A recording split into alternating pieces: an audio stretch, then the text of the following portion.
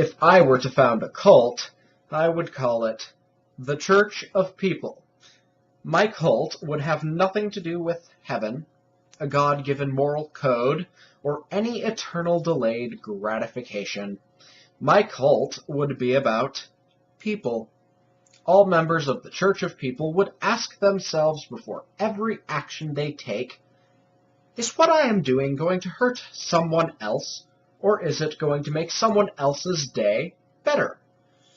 This would be the central tenet of the Church of People, because I believe that actions should be selfless in nature, and that one should think of others before one thinks of himself. Two stories come to mind when I think about what founded the beliefs of the Church of People. Both are about me. The first occurred in 8th grade. I remember that I was having a bad day. I was hungry, stressed, tired, and at the end of my rope. I dropped my pencil without noticing, and a close friend of mine had picked it up and started using it. I told her to give me back my pencil, and she said, "No, I'm using it. I found it." Without thinking about how she would feel, I proceeded to call her a liar and a thief. She was so mad. She didn't talk to me for an entire week.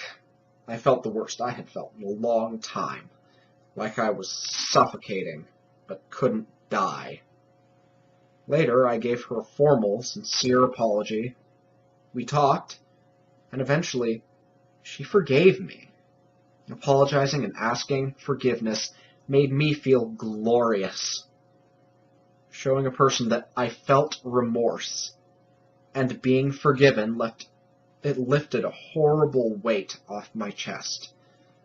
By doing right, I felt that I could breathe again. My second story is much shorter.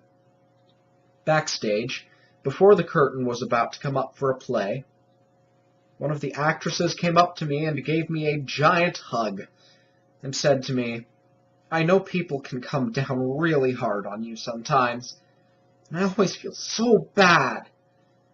But I just want you to know that you are spectacular and fantastic and wonderful. Don't let anyone tell you otherwise." I hadn't been feeling down. She hadn't done anything to hurt me. She simply told me I was wonderful. If everyone in the world apologized and complimented each other backstage, there would be less war, strife, angst, sadness, and grief. All of those things would be replaced by good feelings. If everybody thought of others before themselves, then there would be no need for my cult.